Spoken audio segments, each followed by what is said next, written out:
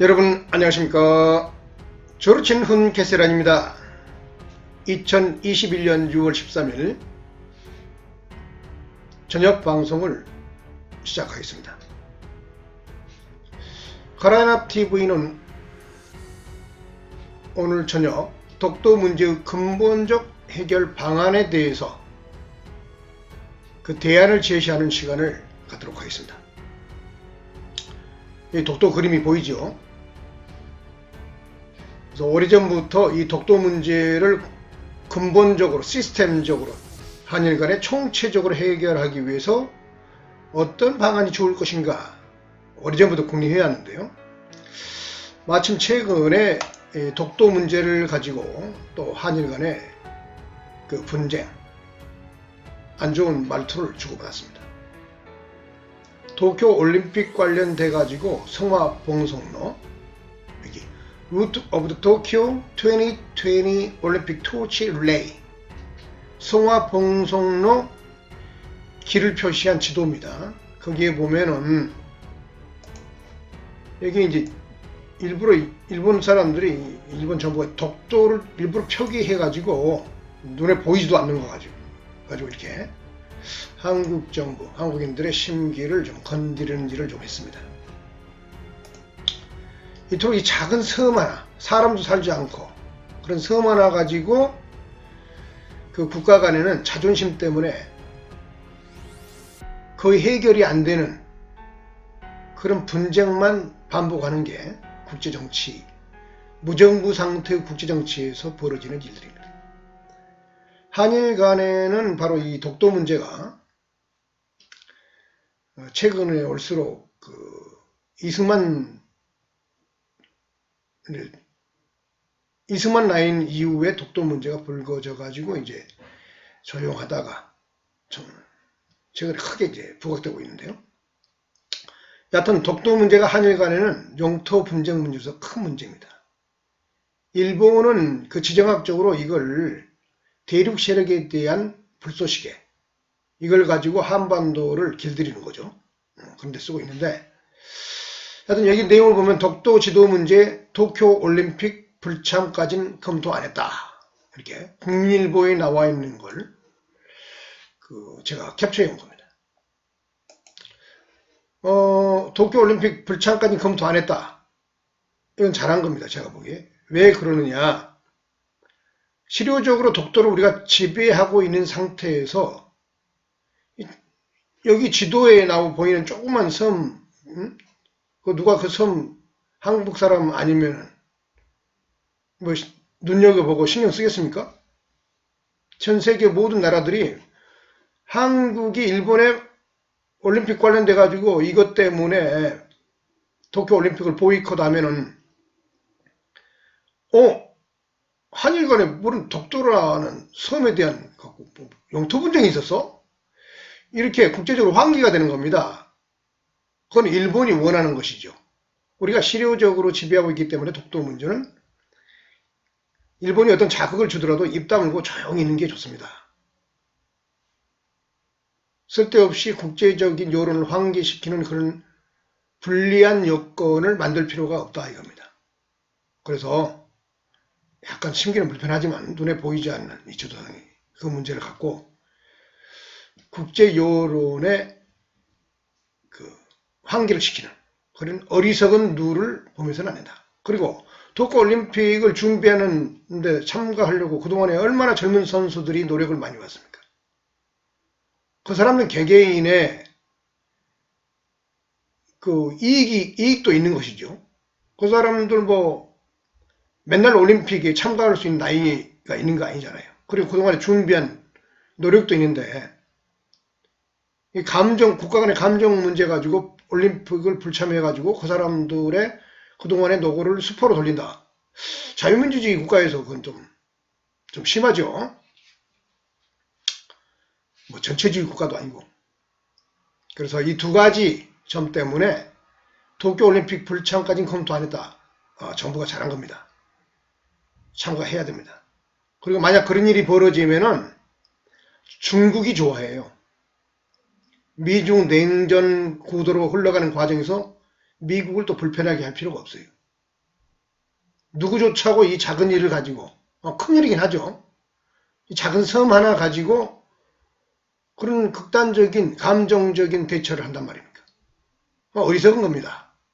그래서 조용히 올림픽에 참여하고 문제는 그 다음에 이걸 근본적으로 어떻게 해결할 것인가에 대해서 정부든 정치권이든 국민 여론으로 무서워서 국민들은 한일 간의 역사적 문제, 식민지 경험 문제 때문에 이런 문제만 나오면은 흥분하거든요.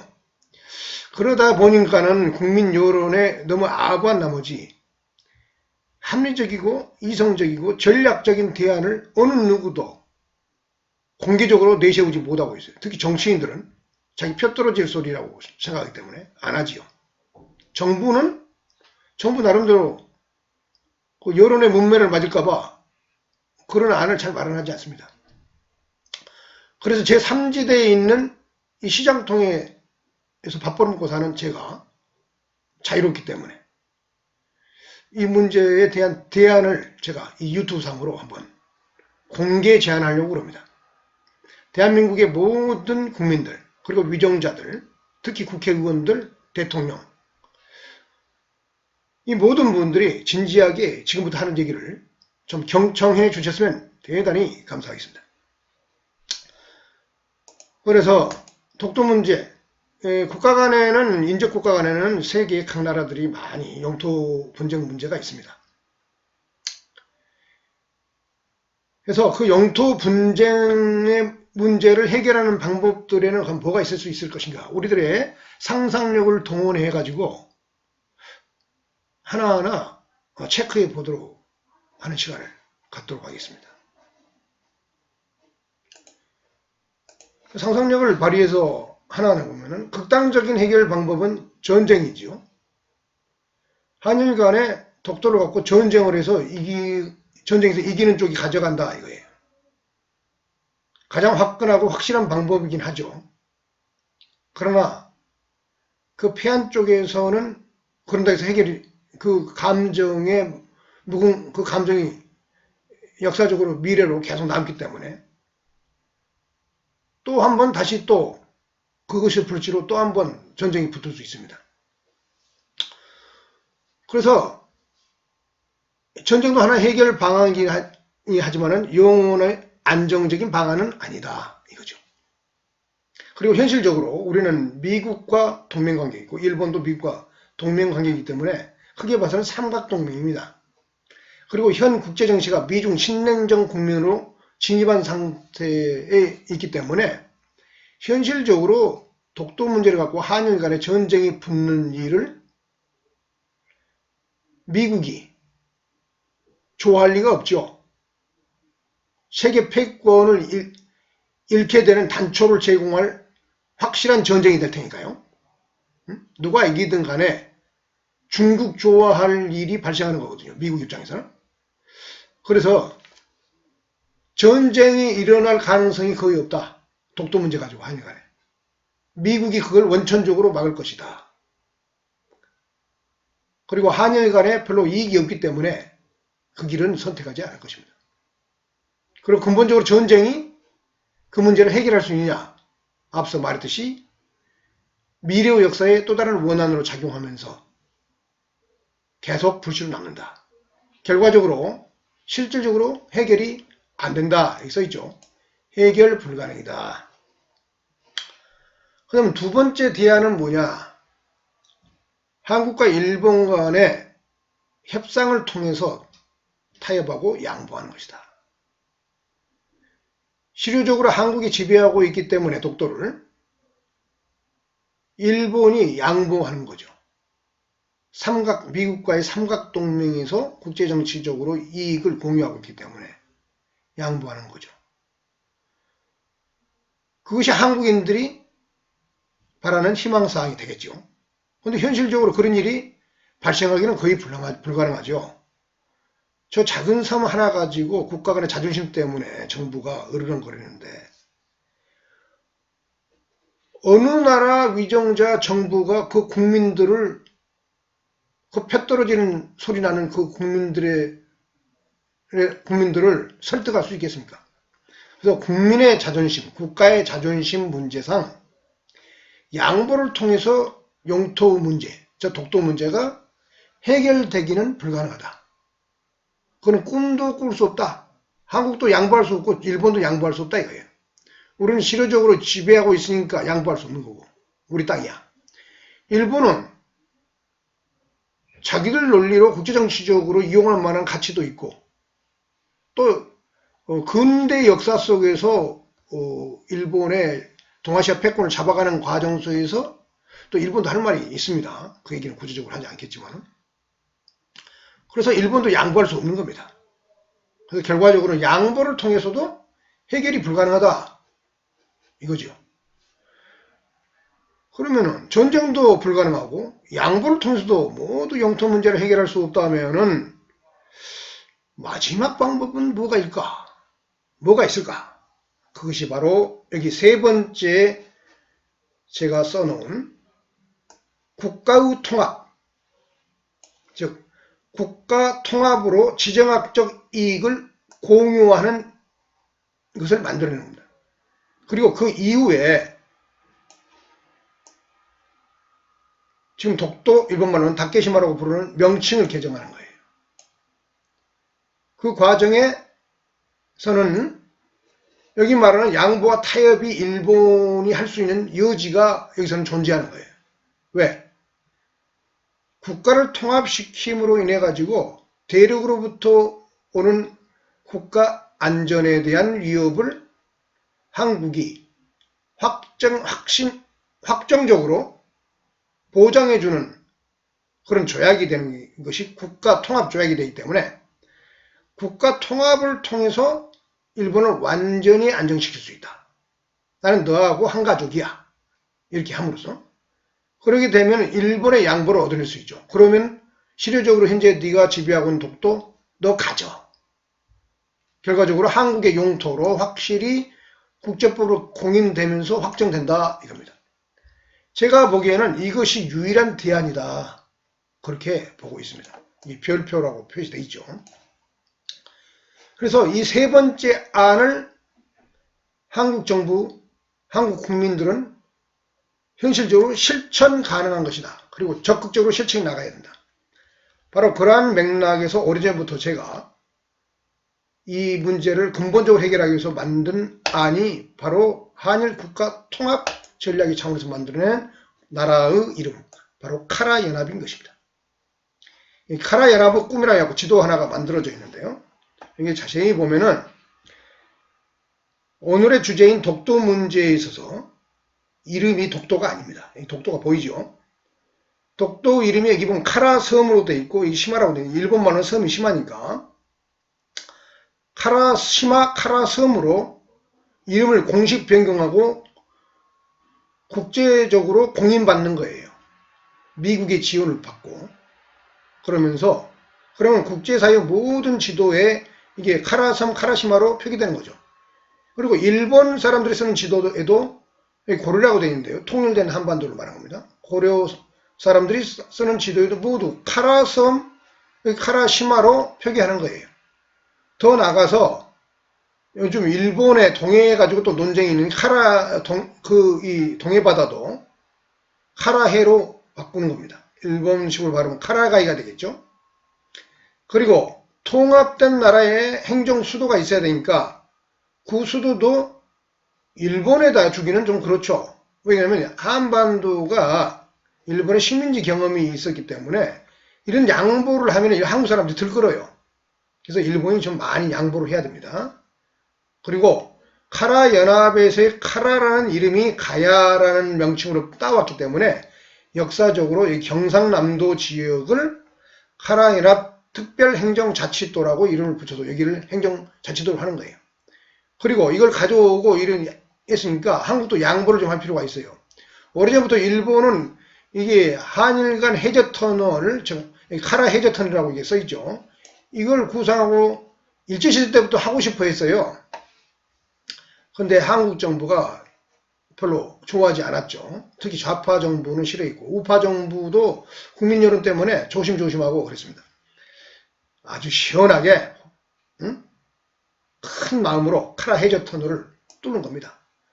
그래서 이게 마음껏 육상으로도 왔다 갔다 하고 배로도 무비자로 그냥 왔다 갔다 할 수 있는 그런 나라를 만들어 버리면은 그 나라 이름이 카라 연합인데 한일 간의 지정학적 이익이 하나로 묶이는 거예요. 별로 이제 주변 나라들은 좋아하진 않겠죠. 이게 러시아랄지 중국은. 바로 이렇게 할 수 있는 그 힘은 한국과 미국이 동맹관계에 있고 일본과 미국이 동맹관계에 있기 때문에 실질적으로 삼각동맹관계에 있기 때문에 이 지정학적인 역학구도 내에서 이게 충분히 가능하다 이겁니다. 그리고 이렇게 됐을 때는 일본은 아주 국가적으로 안정적인 것을 모든 것을 보장받게 되고 한국은 국제정치에서 상대적으로 이니셔티브를 지게 되는 거죠. 왜? 뭐 이쪽 중국이나 러시아하고 뭐 싸운다기보다도 이 나라하고 접하는 국경이 바로 이 러시아와 중국이기 때문에 이게 굳이 말하면 전방이 될 수 있죠. 전방. 만약 전쟁이 벌어진다면. 그러니까 그 리스크를 한반도가 안고 있기 때문에 일본이 많이 양보를 해야 되는 겁니다. 그런 면에서. 그리고 하나의 통합되면은 경제 블록으로서 규모가 상당히 커지고 내수 시장이 커지기 때문에 그 중국에 너무 의존해 갖고 그 내수 경제가 흔들리는 그런 것들을 완충시킬 수가 있죠. 그런 다목적적인 미래의 꿈이 이 지도에 반영되어 있는 것입니다. 그리고 이 나라의 상징을 공통으로 또 제정을 해야겠죠. 그것이 바로 이것입니다. 여기 보면은 해카라스기라고 되어 있고 여기 보면은 삼조가 이제 부여 문화의 상징이죠. 고구려 하면 삼조가 아닙니까? 여기 해카라스죠. 해카라스인데 여기 보면은 12개의 이렇게 원 모양의 태극과 일장기가 12개가 돌아갑니다. 응? 어떤 블랙홀처럼 빨려들면서 뭐가 융복합이 일어나는 마치 태극 문양처럼 그런 느낌의 해카라스기 이름은 이게 한국과 일본의 통합된 나라 카라 연합의 국기입니다. 제가 이게 만들어 봤는데요. 그래서 그 나라 그것의 이름은 해카라스기가 되겠습니다. 해카라스기. 이 삼조구가 해를 상징하니까 카라스는 일본어이긴 한데 이게 고대의 그 부여계통의 사람들은 까마귀보다는 카라스를 썼습니다. 일본 사람들이 카라스라고 그러죠. 까마귀를. 그리고 까마귀라는 거는 그 마귀라는 한자가 들어있기 때문에 어감이 별로 안 좋아요. 그래서 일본에게서 이와 같은 양보를 얻어내면서 한국도 이렇게 일본 말을 써다가 국기를 제정해 주는 거예요. 해카라스 이렇게. 모든 걸 100% 다 먹겠다. 그런 생각을 좀 버려야 된다 이거죠. 서로 양보하고. 이 후쿠시마 원전 문제도 이게 분열된 상태에서는 과거의 식민지랄지 역사적 분쟁 관계 원한 때문에 한국 사람들은 도저히 일본 사람에 대해서 마음을 열 줄을 몰라요. 그건 이해가 가긴 하죠. 왜냐하면 식민지 경험 때문에. 그래서 후쿠시마 원전 그 쓰나미에서 얼마나 고통을 당했습니까? 거기에 대해서 그 넓은 아령으로 포용할 마음이 안 생겨요. 한국 사람들은. 그러니까 일본 사람만 보면은 속이 좁아지는 거예요. 그 감정 때문에. 응? 미운 형제 앞에서 마음의 문이 잘 안 열리는 것처럼 그런 현상이 한국 사람들이 자꾸 그 속이 좁아지는 거예요. 일본 사람만 보면. 그래서 이제 한국 사람은 이제 좀 국제적으로 키도 커졌고 살 만큼 됐으니까 이제 한국 사람도 대인배가 좀 돼가야 됩니다. 그래서 이 후쿠시마 원전 문제 그 방사능 관련돼서 그 문도 방류하는 문제도 그 정치적으로 그렇게 사실은 언젠가는 방류를 해야 돼요. 그리고 그 아픈 마음으로 일본을 어루만지는 그런 차원에서 좀 눈 좀 감아주고 좀 그런 입장을 서로 간에 그 아기다툼 하지 않고 그런 문화로 한국과 일본 간의 관계가 바뀌어야 됩니다. 현재 한국 사람들은 이런 얘기하면은 저보고 친일파라고 그러면서 욕할 거예요. 현명한 게 아닙니다. 이런 방법 외에는 한일 간의 근본적인 분쟁을 해결할 수 있는 방법은 없어요. 그래서 하여튼 헤카라스 국기를 제정했고요. 그리고 이런 나라를 만드는 데 있어서 정신적인 공통의 토대가 있어야 되지 않습니까? 사실은 한국의 고대국가 출현은 제 말로는 주르첸, 옛날 조선, 고조선으로부터 시작했지만은 한국인들이 그 역사를 많이 상실해버렸어요. 그리고 현실적으로 그 역사가 고고학적으로 모든 게 증명이 되고 있습니다. 그것이 홍산문화이고 상문명이고 그것도 이제 고죽국이고 그리고 기자조선, 주르첸 뭐 이런 것들이 전부 그 고조선과 관련된 제 말로 하면 주르첸과 관련된 한국인의 최초의 고대국가 주르첸과 관련되는 얘기인데 그쪽에 관련된 그 고대국가에서의 그 한국인의 마음에 딱 와닿을 만한 그런 자료가 사실 현실적으로 많이 존재하지 않아요. 한국 사회에 한국 내에 없다 이거예요. 중국 문헌을 뒤지면 많이 나오는데 중국 문헌을 뒤져서 그걸 보기 때문에 좀 이빨이 좀 안 사는 거예요. 막말로 말해서 조선에 대해서는. 사실 그 조선이 고대의 최초의 한국인의 고대국가 맞습니다. 그리고 그것을 하나의 연합 역사라는 관점에서 제가 복원해가지고 그 관점을 가지고 카라연합사를 제가 유튜브 방송할 겁니다. 아직 충분히 준비가 안 돼서 안 하고 있는데요. 자, 얘기가 옆으로 새는데요. 하여튼 그 이후에 그 고조선이 붕괴된 이후에 실질적으로 한국 고대 국가의 출현을 주도했던 세력은 바로 이 부여 세력입니다. 부여에서 고구려도 나왔고 그리고 백제도 나왔고 그 연장선상에서 일본 열도의 야마토 그 일본의 최초의 고대 국가 야마토 그 고대 국가도 그 연장선에서 모두 출현한 겁니다. 그래서 이 부여 문화주의를 토대로 하면은 한국과 일본은 하나로 문화적으로 연결되어 있습니다. 이것이 신라가 삼국통일하는 과정에 당을 끌어내려 가지고 한반도에서 이 문화를 대청소를 했어요. 그런데 그것은 이제 왕건의 고려가 다시 나중에 들어선 이후에 회복하려고 무지 노력을 했고 특히 묘청의 난 같은 경우에 그 묘청이 내세운 게 바로 그 고구려를 회복하기 위한 강력한 열정이었는데 결국은 신라 계열인 김부식파한테 몰살당함으로 인해 가지고 그 꿈이 끊어졌죠. 근데 그 부여 문화가 청소가 됐다 해도 그 고구려와 백제가 가지고 있던 그 부여 문화의 잔상들이 고려 때까지는 남아 있었습니다. 그 특징이 뭐냐면은 수박기라는 건데요.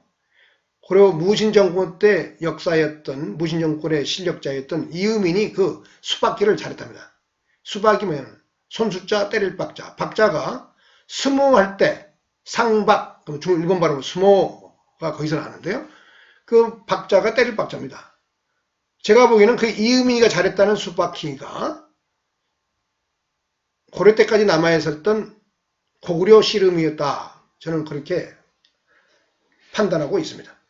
그래서 그 부여 문화주의 최고의 상징인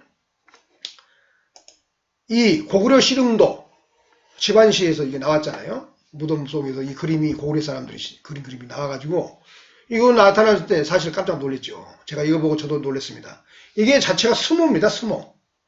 이 스모의 모습 자체예요. 복장. 이 한국인들이 하는 요즘 씨름이 아니에요. 스모예요. 이 고구려의 상징인 거죠. 그리고 일본의 국기, 스포츠의 상징이 스모죠. 그 스모의 일본 국기가 된 거예요. 이게 고구려 씨름이. 그래서 한국인들은 이 부여 문화주의를 회복하면서 왜 그러냐, 한일 고대 국가의 출현에 직접적인 영향을 가장 많이 미쳤던 민족, 부족적, 문화적 영향의 핵심이 부여있다 이거죠. 그래서 한때 백제 말기에는 남부여라고 자기를 또 국가명을 바꿨지 않습니까? 일본도 바로 그 부여 영향을 가장 많이 받습니다. 그래서 이 부여 문화주의의 중심을 두고 한일 고대 국가가 최초에 출현했기 때문에 모든 한국과 일본의 고대 국가가 핵심적으로 출현했기 때문에 신라도 이 부여와 관계가 있습니다. 그렇기 때문에 이 부유문화주의를 중심으로 해서 카라연합 국가를 만들어야 된다 얘기입니다. 그래서 중국이 전개하는 그 동북공정, 부여와 고구려사 발해사를 먹기 위해서 자기들의 현실적인 용토 내에 있던 역사라 해서 문화적으로는 이게 중국계 될 수가 없는 거죠. 그래서 이걸 막 따구니 쓰고 복잡하게 얘기할 필요 없어요. 역사적으로 연구도 차분히 하면서도 현실적으로 정책적으로 그걸 하면 돼요. 부여 고구려 문화 공정을 현실적으로 이 고구려 씨름을 복원하고 한국인들이 하는 거예요. 일본 스모처럼. 이 한계의 벽을 넘어가면 한국과 일본은 하나가 되는 거예요. 한국인들이 이 스모를 하게 되면은, 고구려 씨름을 하게 되면은 한국인들은 하나 그 정체성의 한 단계 도약이 일어나는 게 원시 복원이 되는 거예요. 사실은 그 효과는 동북공정을 방어할 수 있어요. 고구려 부여 문화 공정을 현실적으로 정책적으로 실현하다면 그게 아사달 씨름대회입니다. 아사달 씨름대회에서 하는 씨름은 고구려 씨름. 고구려 씨름은 현재 일본인들이 하고 있는 스모. 한국 사람들이 현재의 정서상 그걸 받아들이기 어렵지만은 이 경계를 넘어가면은 딴 세상이 펼쳐지는 거예요. 한국과 일본이 하나 되고, 일본 사람도 한국 사람 좋아하고, 한국 사람도 일본 사람 좋아하고, 그 다음에 신라의 삼국통일 이후에 있어왔던 수많은 역사적인 원한 관계가 한 방에 청소가 되는 겁니다. 신라의 삼국통일 과정에 있었던 그 전쟁 과정의 역사적 원한이 1500년이 지난 오늘에 한 방에 청소가 되는 거예요. 부여문화주의를 고구려 씨름을 통해서 아사달 씨름대회를 한국인들이 하기만 하면은 딴 세상이 펼쳐지는 겁니다. 이거 정부가 민간단체를 내세워서 실행해야 됩니다. 그래야만이 일본과 하나가 되면서 카라연합을 만들 수가 있습니다. 그러면서 고구려 문화 공정이니까 통일국가, 남북과를 통일시키는 나라의 국가명도 자연스럽게 고려민주공화국이 되는 거예요. 왜 대외적으로도 코리아하고 고려가 딱 일치하지 않습니까? 그리고 문화도 고구려 씨름하면서 국가 행사를 치르니까 이게 모든 게 일체가 되는 거죠. 3위일체, 4위일체가 되는 겁니다. 그래서 통일국가 이름은 고려민주공화국. 그러면 자연스럽게 일본이 포용이 되는 겁니다. 일본 사람들이 좋아하고 자기들 하는 현재 씨름이 자기들이 만들었다고 얘기하지만 사실은 이게 고구려 씨름이거든요. 그리고 우리들이 일본 거 갔다가 수령해서 고구려 씨름 스모한다고 생각하는 게 아니고 고구려 씨름 복원해갖고 하는 거니까 그 자체가 고대의 신라의 삼국통일 과정 속에서 있었던 부여 문화에 대한 멸절, 거기에 대한 화해, 그 원한 감정을 갖고 일본에 가서 백제계가 일본 수기를 쓰면서 일본 고대 국가의 본격적인 출발을 알렸지 않습니까?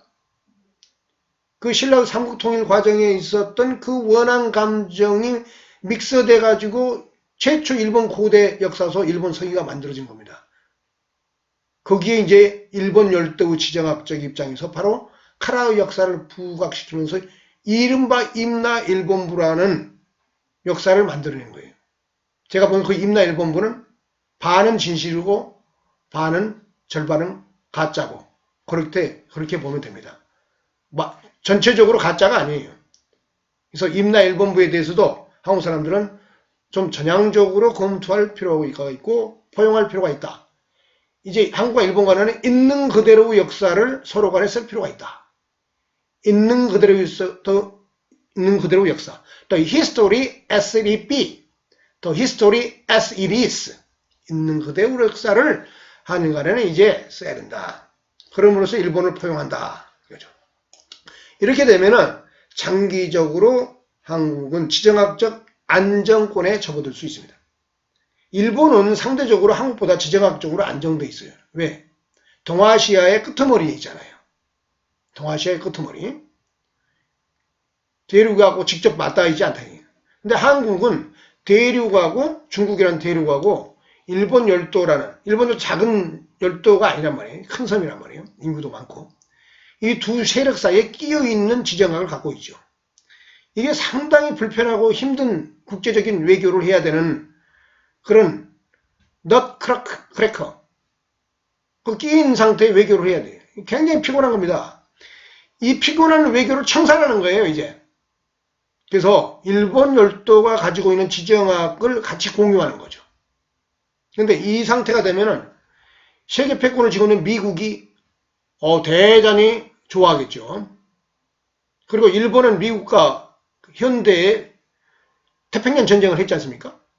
그러니까 미국 입장에서는 일본을 그렇게 키워주고 싶지는 않아요, 사실은. 대륙을 방어하기 위해서 일본 열도를 중시하긴 하는데 국제정치적으로 많이 키워주고 싶지는 않다 이 말이에요.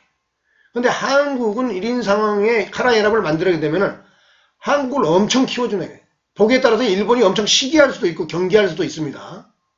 이 카라연합을 별로 안 좋아할 수 있어요, 일본 사람들이.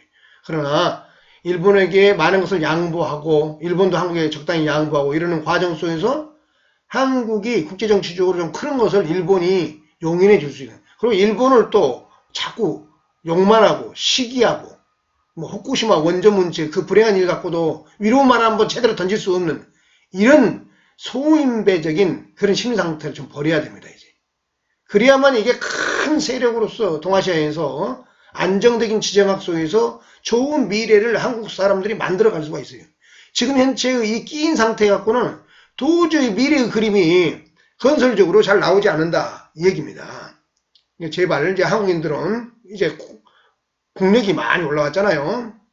그리고 요즘 영국에서 초대했던 G7에 문재인 대통령께서 가가지고 그 위치도 자리 잡고, 과거 일본이 G7에서 폼 잡고 다닐 때 우리 얼마나 부러웠습니까?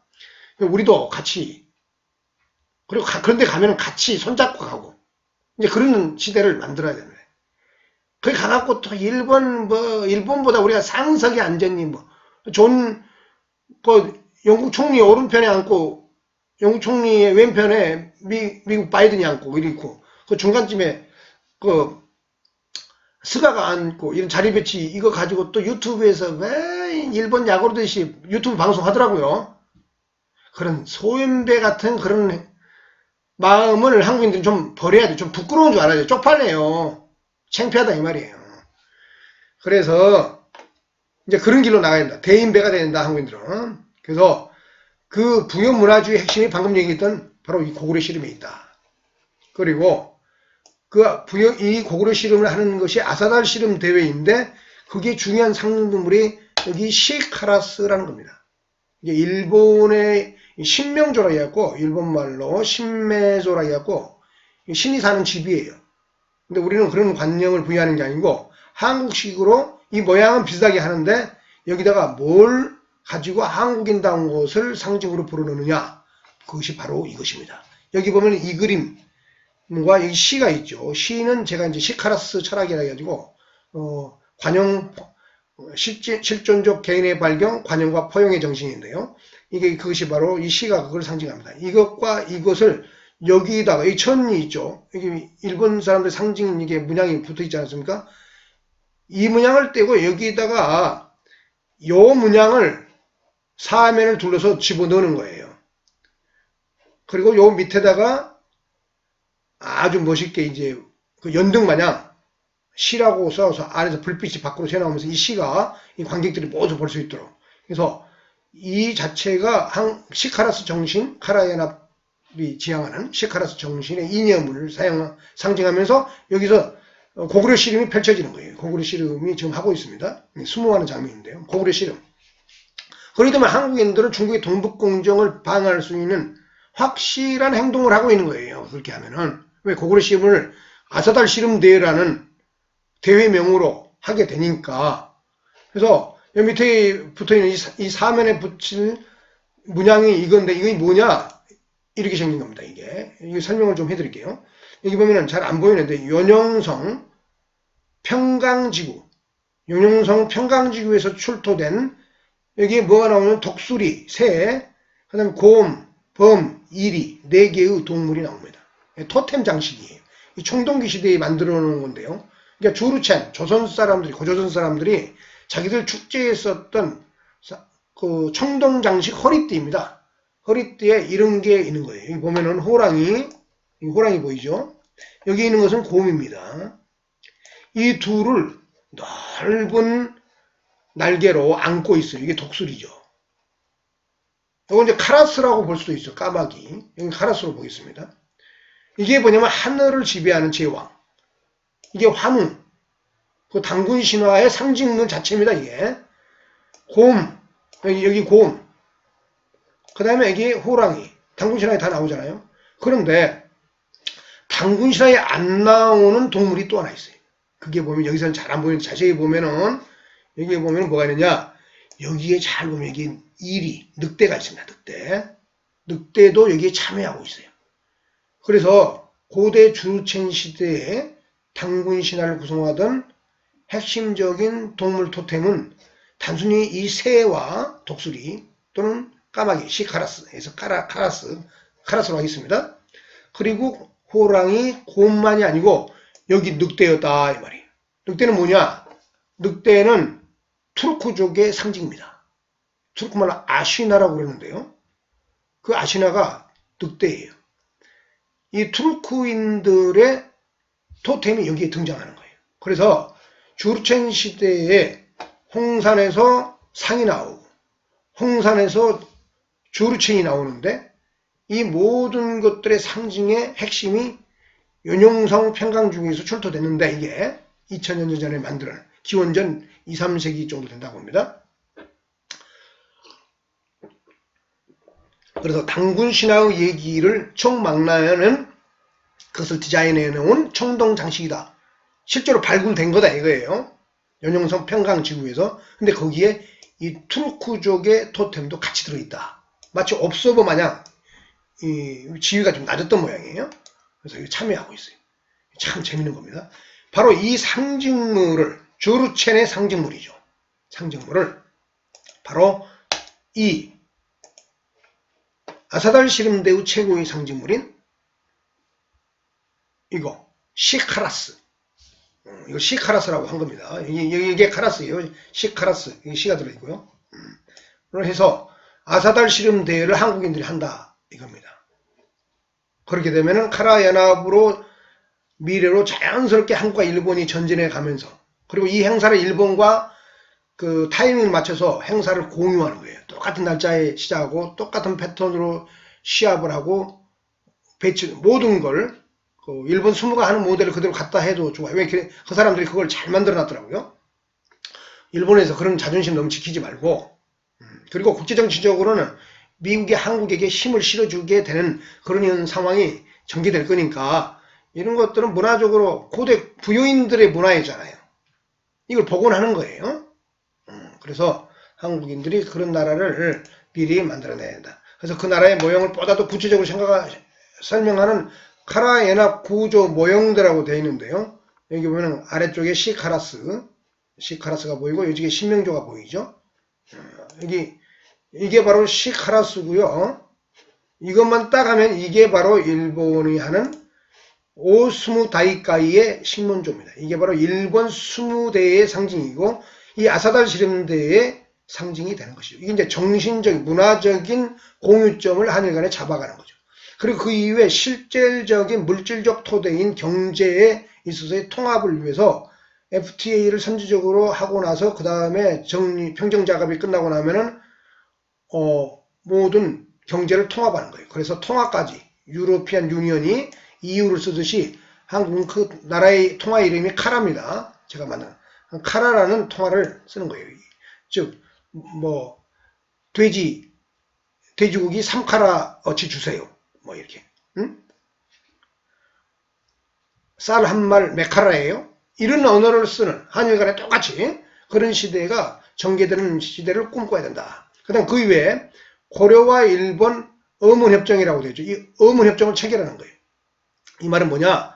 한국과 일본이 상대방의 말과 언어를 초등학교부터 자기 국어, 한국인은 한국인 수준, 일본인은 일본어의 수준으로 똑같이 배우는 거예요. 그래서 성인이 됐을 때는 일본말, 한국말 마음껏 소통하면서 할 수 있도록.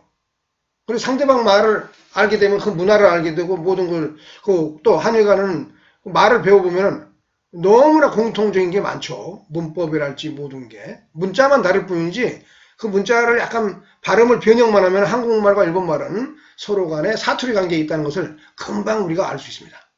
그래서 결국은 장기적으로는 어문협정을 통해서 언어를 통합해간다.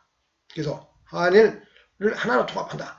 그럼 현재 이제 한국 헌법은 통일되면 고려 헌법으로 바꿔서 자체적인 헌법을 가지고 있고, 일본도 현대 일본 헌법을 그대로 가져가면서 이게 일제시대 때하고 다른 거죠. 일제시대에는 일본이 한국을 지배하면서 한국인들에게 정치권이 없었죠. 정치적인 행사 권리가 없었기 때문에 말 그대로 식민지인데, 이거는 뭐냐면은 서로 간에 자치적인 헌법이 있는 거예요. 그래서 이런 다양한 협정을 통해서 만들어진 이것을 모아서 이제 카라헌헌법을 통해서 말 그대로 명시상부한 하나의 나라를 만들어 간다. 그 나라의 이름이 바로 이 카라연합이 되는 것입니다. 카라연합이 되는 것입니다. 그리고 그 나라의 국기가 이 헤카라스 국기. 이 역동적인 한일 간의 하나의 나라, 카라연합 국기가 만들어지면서 그렇게 되면은 자연스럽게 이 독도 문제가 이제 수면 위로, 미래 역사에서 수면 위로 완전히 잠기면서 이거 가지고 싸울 일이 없게 되는 겁니다. 그리고 서로 좋고 경제적으로도 서로 안정되고 부강하고 그런 나라를 미래에 만들 수 있다. 이제 한국인들이 이런 것을 꿈꿀 실력을 이제는 갖추게 됐다. 그래서 자신감 좀 일본에서 가질 필요가 있고, 너무 그 속 좁게 뭐든지 일본 문제만 나오면 사사건건 트집 잡고, 이제 그런 단계를 이제 접어야 된다. 새로운 미래로 한일 간에 도약을 해야 된다. 그래서 이제 말씀드렸듯이 국가를 통합하고, 그래서 지정학적 이익을 공유하며 그 이후에 민감한 문제의 지리적 명칭을 개정한다. 일본 독도 다케시마를 카라섬 카라시마로 바꾼다. 예를 들면은, 그래서 시대적으로 지배하고 있는 독도에 대한 한국의 영토를 확장한다. 이것이 앞서 살펴봤던 한일 간의 독도란 영토의 분쟁을 해결하는 유일한 대안이다. 자, 가만히 생각해 보세요. 제가 많은 그 시나리오를 갖고 설명을 했는데 방법은 이것밖에 없지 않습니까? 이것밖에 없는 겁니다. 독일과 프랑스가 한 최근 200년 동안에 얼마나 많은 전쟁과 상처를 서로 간에 주고받았습니까? 그렇지만 그 사람들은 이제 하나의 나라가 유로피안 유니언 내 주축국이 돼가지고 평화롭게 잘 살고 있지 않습니까? 한국과 일본은 이제 그런 시대를 꿈꿔야 된다. 그런 것들은 미국이라는 그 세계 패권의 중심축을 이용해서 일본에게 넌지시 제시하고, 테크닉이 필요해요. 왜냐면 서로 간에 원래 관계가 좀 감정이 안 좋은 상태니까 이런 안도 직접적으로 툭툭 제시하기가 좀 어렵죠. 그래서 중간에 미디에이터, 중개자를 이용해가지고, 그 중개자의 최고의 적절한 중개자가 미국이죠. 미국이 같이 다 따로따로 동맹관계에 있기 때문에 미국을 이용해서 그 서로 얘기를 주고 가면서 접점을 물밑 작업을 해가지고 결국은 마지막에 조약으로서 도장을 빡 찍고 빠른 속도로 한국과 일본을 하나의 나라로 통합시켜 나가야 된다. 그래서 카라연합이라는 나라를 만드는 길만이 모든 고대로부터 현대까지 있었던 역사의 모든 원화 감정을 일거에 청산할 수 있는 유일한 대안이 될 것이다. 그런 얘기를 오늘 해드렸습니다. 장시간 딱딱한 강의 잘 들어주셔서 대단히 감사합니다. 이상으로 오늘의 얘기를 마치겠습니다. 지금까지 조르첸 훈 개사란이었습니다. 대단히 감사합니다.